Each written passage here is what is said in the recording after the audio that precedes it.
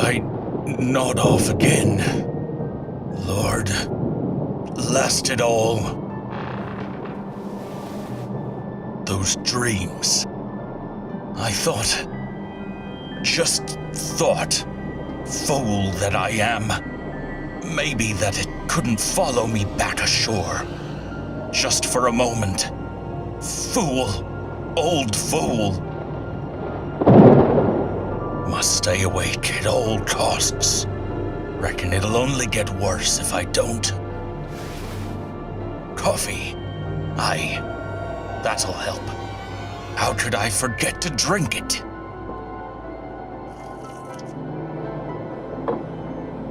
Nerves. They get the best of you old coot. Never did it see. Nope, they never did get ye at sea. Not until... Randy. Yes, wise. Very wise. Melt the edges right off. All them sharp, nasty edges. Up we go.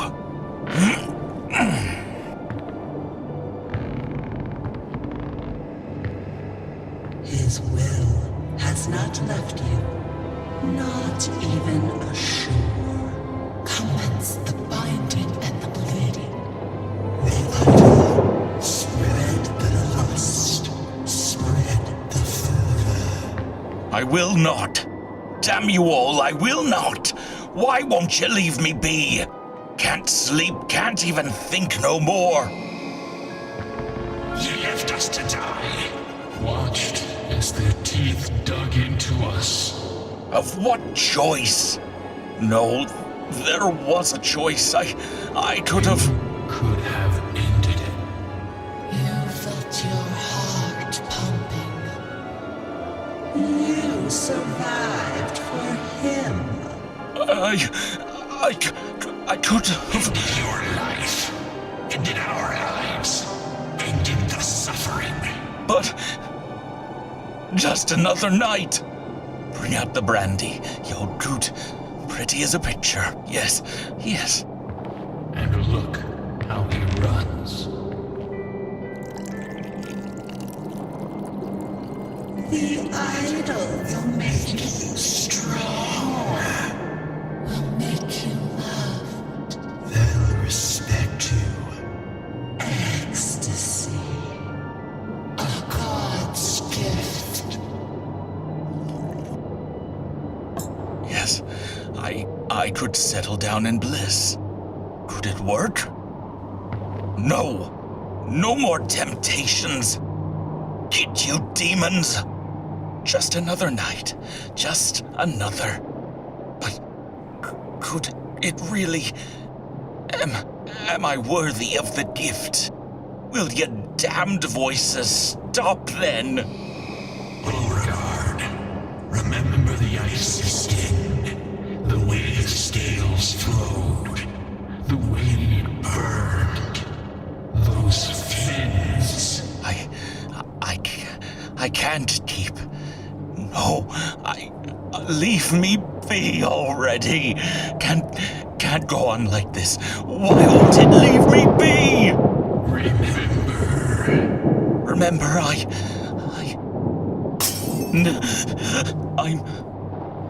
I'm bleeding just like it was then.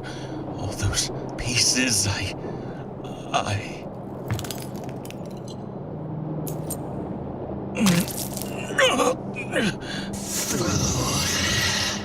out.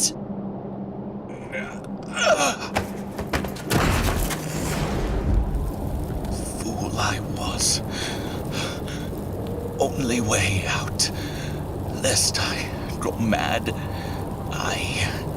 Flame will take the idol with me. You know not what you've done. Cease your raven. Even an old son of a gun like me ain't living forever. Lord, may ye spare the souls of these folk. They deserve not to reap the harvest of my mistakes.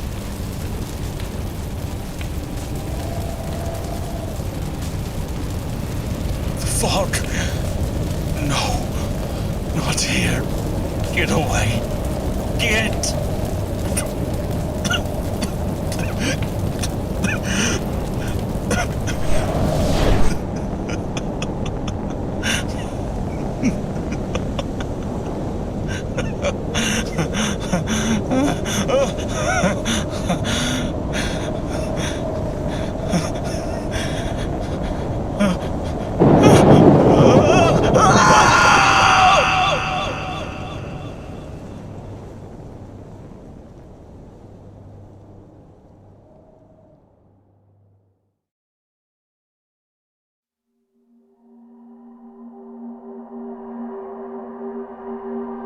The Eastmouth podcast is written, produced, and engineered by DC Tullis. Based on the world created by DC and JD Tullis.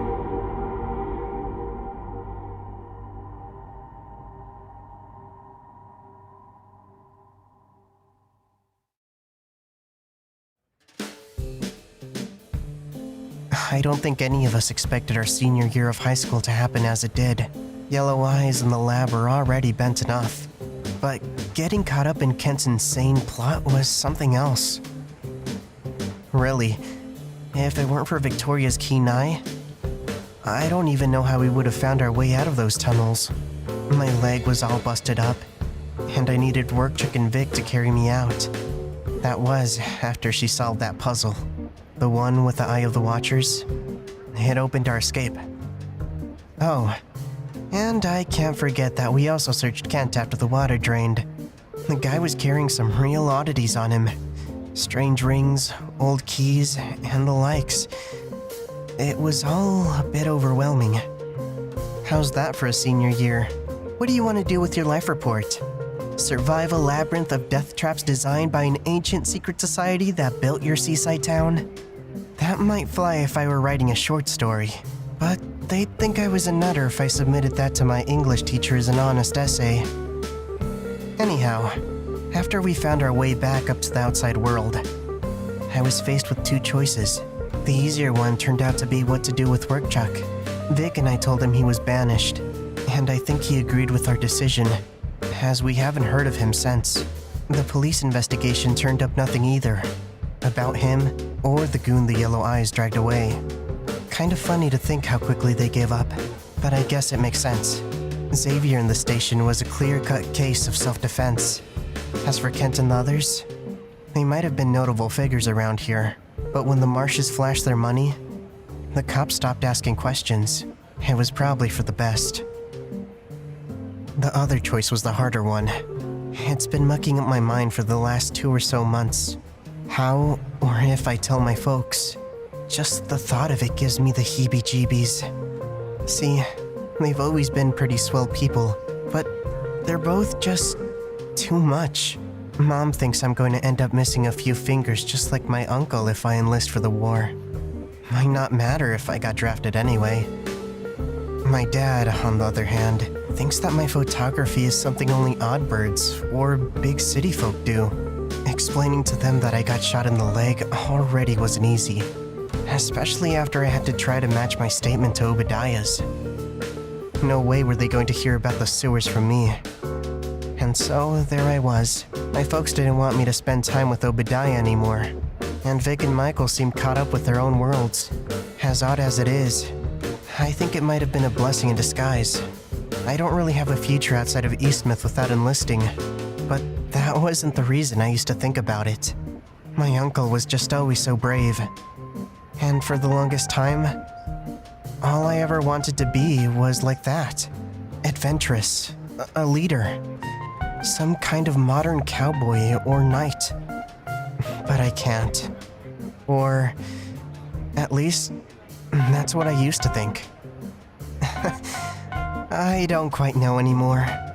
When you almost get incinerated, survive drowning, stand up to someone with a revolver, and don't get chopped in half by pendulums, your perspective begins to change. Guess that's why I'm back out here. It's not that I'm not scared. More like, I know it shouldn't control me. I've been working on that one.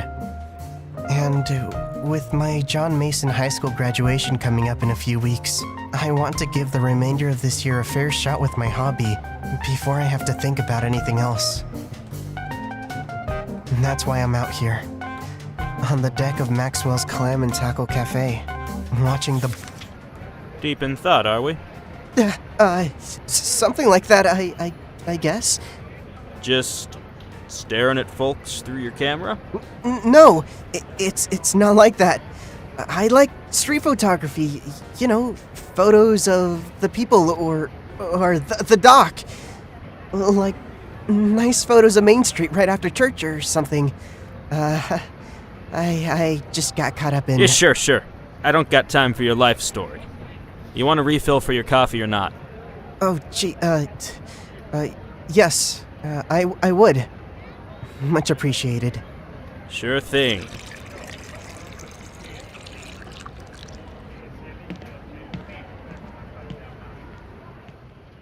All right. Now, where was I?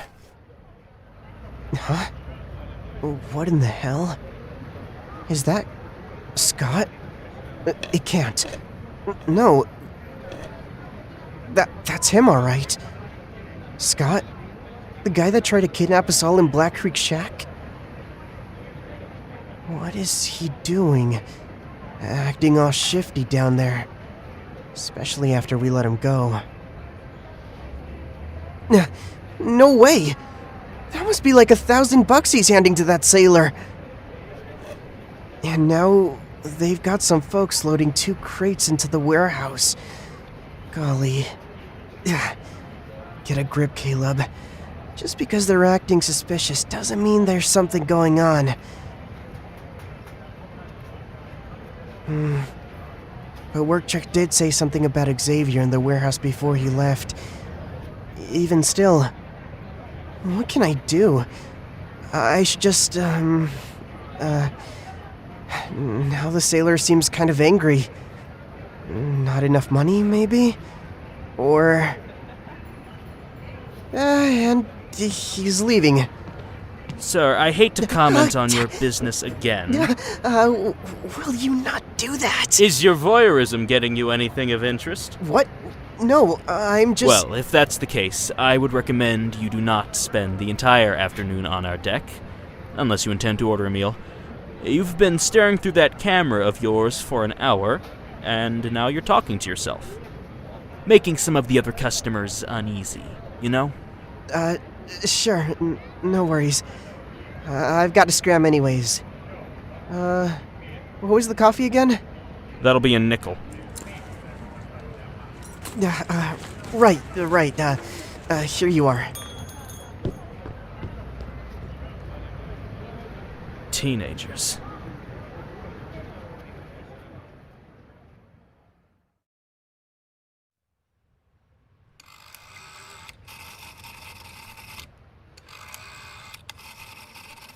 Come on already, Obediah.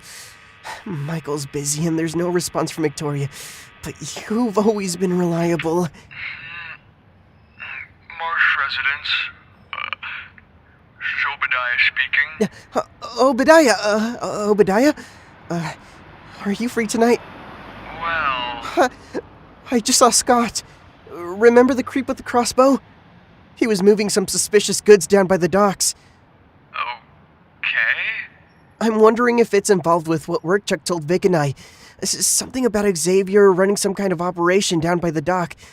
Just thinking about it, they could be hiding something under dried fish or textbooks or... It's the perfect situation. Caleb. What else could a guy like Scott be doing down... Caleb. Look, maybe you're right, but I'm grounded. Even though we got out alive, and some kind folks helped me repair some of the station, my mother was pretty shaken after we got back. No more adventures till I return, she said right before she bailed for New York or something like that. But this could be my moment. We could photograph this, expose it to the sheriff, and make big headlines. I'm going to do it anyways, but I don't want to do it alone. Just in case, right? I didn't know you were back to photography. Glad to hear it. I mean, I never, the last weeks have been, Look, it's crazy, but I've been thinking a lot lately. It might be a way out of the town without, enlisting. It's a long shot, but... I'm sorry, Caleb. I swore on this one, and I've never liked breaking a promise. It sounds like this really means something to you, so call the others and then tell me how it goes. If you're right, I'll treat you to as much ice cream as you can shove into your face. I get it. My folks have also been pretty strict lately. I'll scram. Take it easy, pal.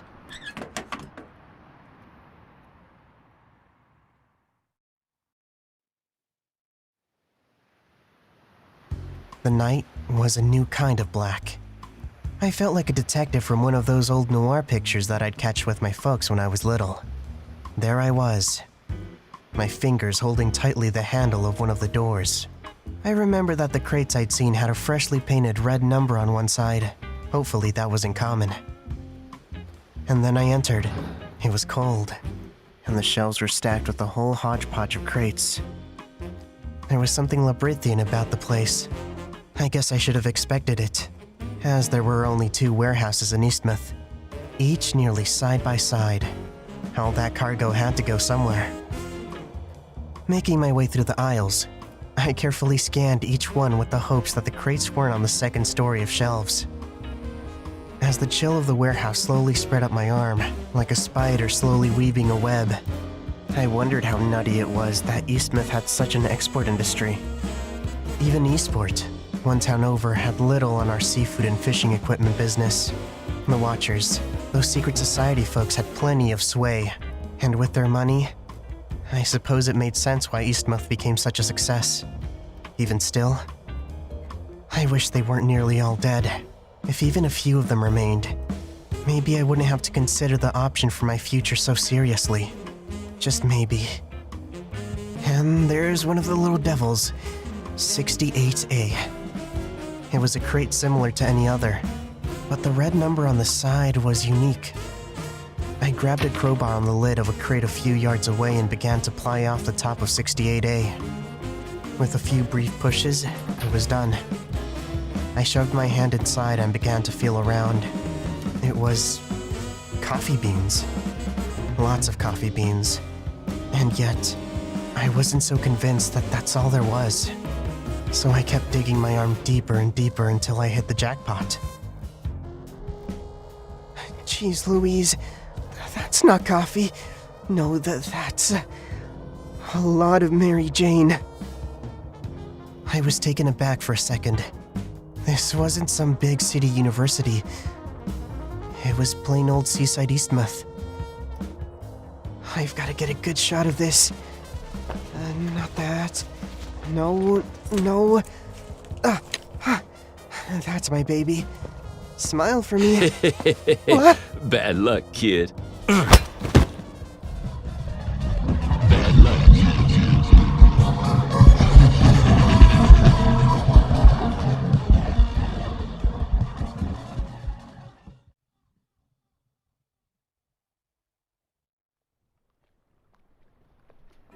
I awoke with a head beating like a washing machine.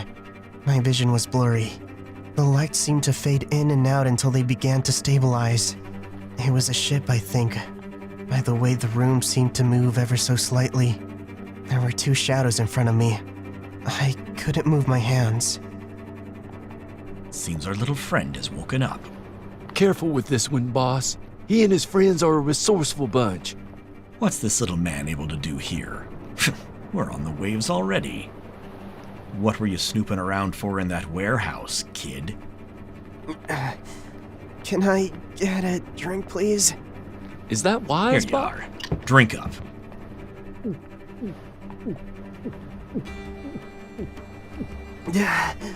Now that you're hydrated, let's make this quick.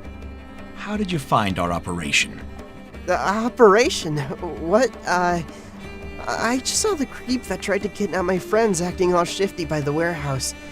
I wanted to see what he was up to. And what was I up to?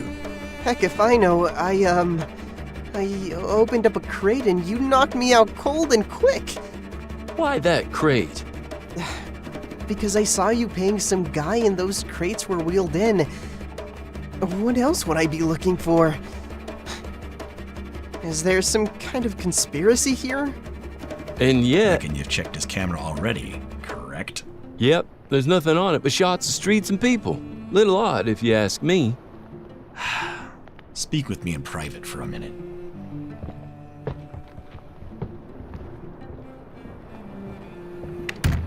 I'm telling you, this kid is trouble. His friends proved plenty of nuisance on my last gig. All a bunch of ruckus. You should have finished the job, and this mess would have all gone away. After all that I've experienced, I'm quite thankful I was prepared. I had a switchblade hidden in both my boots, with my hands tied. I could only properly reach for the one in my left boot, but that was enough. Wish Vic was here to see me. I like to think she would be impressed. Bingo. Once I had the hands, I switched over to freeing my legs. I'm tired of your foolishness. You know how complicated this operation is. Both you and I are expendable parts. If you screw up again, you'll be dead. I'll see to it myself. Please, boss. I just knew this kid has connections. He was one of those kids that killed Kent. You remember that guy? The one who sent Xavier to you. He had all these strings pulled real nice and tight, and now they're all missing. No sign. Nada. That port window looks just about my size. Shit. I've got to grab my camera first. 1 step, 2 step, 3 step. There. It's in the bag now.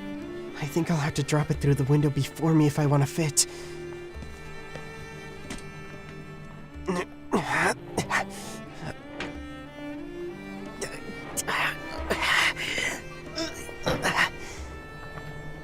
Here goes nothing.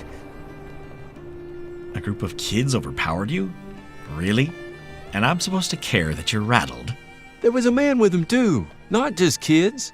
Quit your gabbing. This is a waste of time. Well then, what should we do with him? I reckon we'll drop him off the deck in a barrel. We're far enough out. You still want to take that risk? What risk? He's all tied up. Let's get back in there and do what needs to be done. Hard going for him. What in the flying hell? He turned into a seagull? We gotta move the shipment point. He knows the Marsh family. They could grind this operation to pieces. Must have dived out the porthole window. Resourceful little bastard should try his hand at cards. No matter anyway. Kid'll drown out there.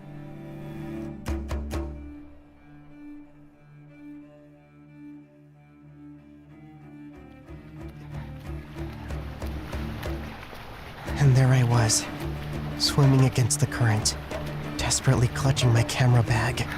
As cold as the ocean was, somehow the situation felt a lot more normal to me than what had happened in the tunnels. I felt very strange as I swam, something that had been dormant since Kent and the fire. There was a spark that got my blood pumping. I was feeling alive. I couldn't let this feeling slip away from me. I would get a shot of this operation and leverage it. I wanted to. I had to.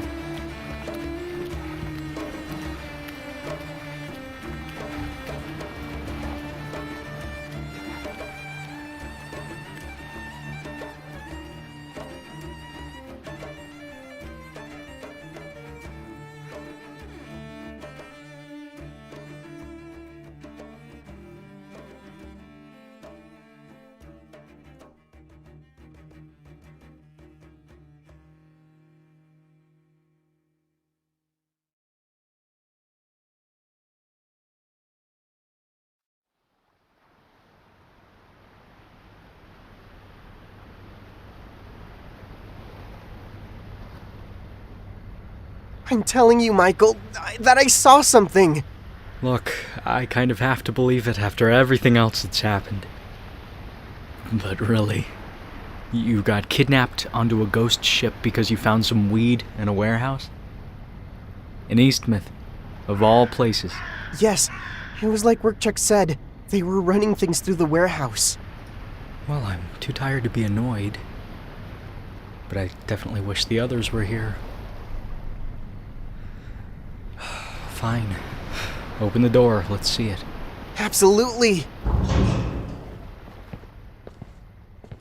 Whoa, there's a lot of stuff in here. I wonder if any of these crates were loaded by my dad. Who knows? Any one of these crates could contain something interesting or tasty. We are nearing the end of the warehouse, Caleb. Just wait. See? It's right over... there. Where? Oh, man. There were at least 3 or 4 crates with the red number on them last night. I was standing right there when I got my skull bashed in by Scott. My watch is reading 11 p.m. Best guess is they got spooked and moved it early in the morning. You should have come back when you swam to shore. That bastard took my film. As it is, I think we should call it a night, Egghead. With your luck, you'll run into something else trying to kill you soon enough. And with that, they were gone without a trace. Xavier's whole smuggling operation disappeared within one night. I never again saw that ship docked at the harbor. Even without some kind of big break, I certainly felt better knowing that the ghost of the town council's past weren't secretly running a smuggling ring under our noses anymore. Even without some kind of big scoop, I'll find a way out of here somehow. I think I might miss the hunting. But hey, no trades come for free. Caleb Rogers, big city photographer for Life magazine. It's got a nice ring to it.